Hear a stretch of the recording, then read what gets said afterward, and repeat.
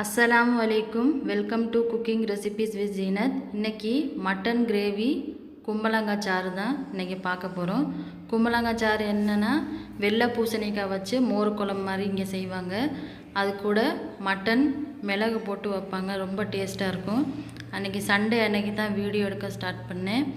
காலையில் கொஞ்சம் அப்படியே பூச்செடியெல்லாம் பார்த்துட்டு அப்புறம் வந்து வீடியோ எடுக்கலான்னு சொல்லிட்டு, இது அமேசான்லேருந்து நான் ஒரு சாப்பர் வாங்கினேன். இது ரொம்பவே யூஸ்ஃபுல்லாக இருந்துச்சுங்க. ஒரு சைடு காய்கறி நம்ம கழுவிக்கிடலாம், இது சாப்பரில் நம்ம காய்கறி வெட்டி இந்த சைடு நம்ம போட்டுக்கிடலாம். ரெண்டு சைடும் ஹேண்டில் இருக்குங்க. இது நான் அமேசானில் தான் வாங்கினேன். வேறு வேறு கலர்லாம் இருக்குது. இந்த சாப்பர் எனக்கு ரொம்ப யூஸ்ஃபுல்லாக இருந்துச்சு. நம்ம காய்கறி வெட்டிக்கிட்டு வச்சுக்கிடலாம், மூடியும் வச்சுக்கிடலாம். நம்ம காய்கறி வெட்டி வச்சுட்டு இப்போ நம்ம வாங்க வீடியோக்குள்ளே போகலாம். இது வெள்ளை பூசணிக்காய் நான் கட் பண்ணி வச்சுருக்கேன். இது கூட நம்ம பச்சை மிளகாய் காரத்துக்கு ஏற்றாப்புல போட்டுக்கோங்க, கருவேப்பிலை, அதுக்கப்புறம் மஞ்சள் தூள் 1/2 ஸ்பூன் போட்டுக்கோங்க. இது கூட கொஞ்சம் தண்ணி, உப்பெல்லாம் போடாதீங்க. 2 கப்பு இதில் தண்ணி ஊற்றிக்கிறேன்னா. இதை அப்படியே அடுப்பில் வச்சுட்டு நம்ம கொதிக்க வச்சிடலாம். இப்போ அடுத்ததான் நம்ம இதுக்கு தேங்காய் அரைச்சிக்கிறலாம். இதுக்கு ஒரு மிக்ஸி ஜாரில் தேங்காய் 2 கப்பு தேங்காய், அது கூட மஞ்சள் தூள் 1/2 ஸ்பூன் மஞ்சள் தூள். ஏன்னா அதுலேயும் நம்ம மஞ்சள் தூள் போட்டிருக்கோம், அதனால் இதில் கொஞ்சம் அதோட 1/2 ஸ்பூன் போட்டுக்கிட்டால் போதும். வெங்காயம், சின்ன வெங்காயம் இருந்தால் ரொம்ப நல்லாயிருக்குங்க. ஆனால் என்கிட்ட சின்ன வெங்காயம் இல்லை, அதனால் கொஞ்சம் பெரிய வெங்காயம் நான் கட் பண்ணி போட்டுக்கிறேன். ஜீரகம் 1 ஸ்பூன், தண்ணி கொஞ்சம் ஊற்றிட்டு கருவேப்பிலை போட்டுக்கோங்க. இது நம்ம அரைச்சி எடுத்துகிட்டு வந்துக்கிறலாம். தேங்காய் இப்போ அரைச்சாச்சுங்க. நம்ம காய் வேக போட்டிருந்தோம் இல்லையா, இப்போ நம்ம அதை திறந்து பார்த்துக்கிறலாம். கொஞ்சம் கொதி வந்துருச்சுங்க. இப்போ நம்ம இதில் என்ன பண்ண போகிறோம்னா உப்பு போட்டுக்கிறலாம். முதல்ல நாங்கள் உப்பு போடலை, இப்போ அதில் கொஞ்சம் உப்பு போட்டுக்கிறலாம் தேவையான அளவு போட்டு இன்னும் கொஞ்சம் நல்லா கொதி வரட்டும். மறுபடியும் டக்கன் போட்டு மூடி வச்சுக்கிறலாம்.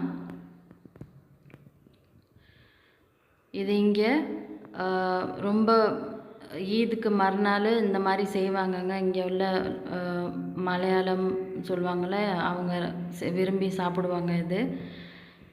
இது நம்ம ஒரு கொதி வந்தோடனே ஸ்டவ் ஆஃப் பண்ணிக்கலாம். அரைவேக்காடாக வெந்திருக்கணும். ஸ்டவ் ஆஃப் பண்ணிக்கிட்டு தான் நம்ம அரைச்ச விழுதை நம்ம அதில் போடணும்.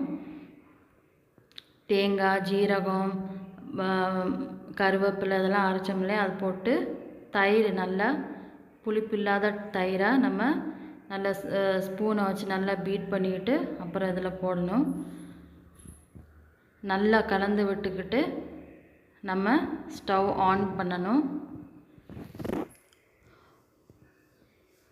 ஸ்டவ் ஆன் பண்ணிவிட்டு ஒரு கொதி கொதிச்சா போதும், ஆஃப் பண்ணிடலாம்.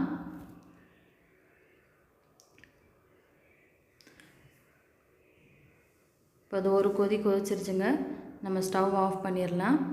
இது நம்ம இப்போ தாளித்து ஊற்றிக்கிடலாம். அதுக்கு தேங்காய் எண்ணெய் கொஞ்சம் ரிஃபைன் ஆயில் 2 கலந்து ஊற்றிருக்கேன். இதில் கடுகு போட்டுக்கிடலாம்.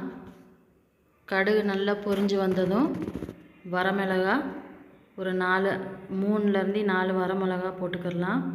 கருவேப்பிலை, கொஞ்சம் வெந்தயம், கொஞ்சம் ஜீரகம். அது கேமராவில் வரல, அது போட்டுக்கோங்க. 1/2 ஸ்பூன் மிளகாய்த்தூள் கொஞ்சம் கலருக்காண்டி தாளித்து ஊற்றிக்கிடலாம். இது ரொம்ப டேஸ்ட்டாக இருக்குங்க. நீங்கள் ஒரு வாட்டி இந்த மாதிரி செஞ்சு பாருங்கள். இங்கே மேக்ஸிமம் பெருநாள் முடிஞ்சு மறுநாள் இந்த மாதிரி தான் செய்வாங்க. நீங்கள் சிக்கன் கூட எடுத்து மிளகு வறுவல் மாதிரி செஞ்சு சாப்பிடலாம், நல்லாயிருக்கும் இது காம்பினேஷன். இது ஆயிடுச்சுங்க. இப்போ நம்ம மட்டன் தாளிச்சிக்கிடலாம். அதுக்கு ஒரு குக்கர் அடுப்பில் வச்சுட்டு ஹீட் பண்ணிக்கிடலாம். எண்ணெய் ஊற்றிட்டு எண்ணெய் காயட்டுங்க. இதில் 5லேருந்து 6 வரமிளகா நான் 2 பிச்சு போட்டிருக்கேன். வரமிளகா கொஞ்சம் நல்ல ஸ்மெல் வருங்க. அப்போ இதில் வெங்காயத்தை போட்டுக்கிடலாம். வெங்காயம் போட்டு நல்லா வதக்கிக்கிறணும். நல்லா செவக்க வதக்கணுங்க.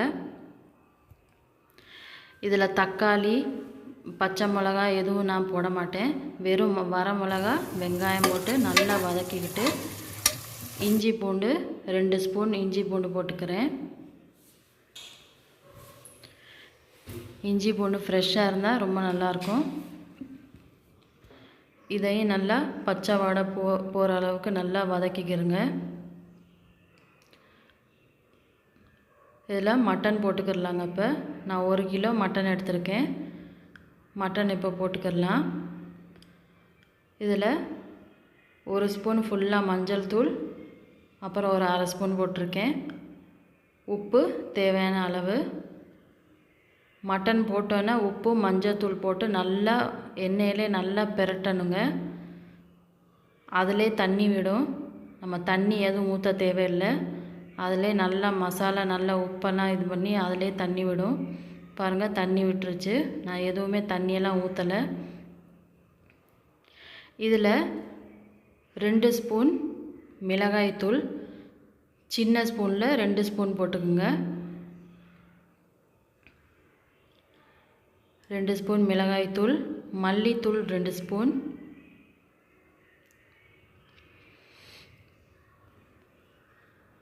மிளகு சீரகம் நான் நுணுக்கி வச்சுருந்தேன், அதுவும் 3 ஸ்பூன் ஃபுல்லாக போட்டுக்குங்க. கொஞ்சம் காரமாக இருக்கணும். ஏன்னா மோர் குழம்பும் அவ்வளோ காரம் இருக்காது. அதனால் இது கொஞ்சம் தூக்கலாக இருந்தால் நல்லா இருக்குங்க.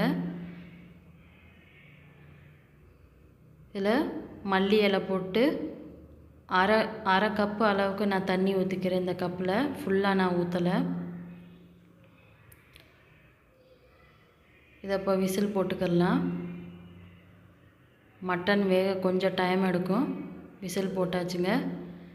இன்றைக்கி நம்ம ஒயிட் ரைஸ், கும்பலங்காய் சாறு, பூசணிக்காய் மோர் குழம்பு, மட்டன் கிரேவி, இதுதாங்க இன்றைக்கி லஞ்ச். என் வீடியோ பிடிச்சிருந்தா லைக் பண்ணுங்கள், ஷேர் பண்ணுங்கள், சப்ஸ்கிரைப் பண்ணுங்கள். தேங்க்யூ.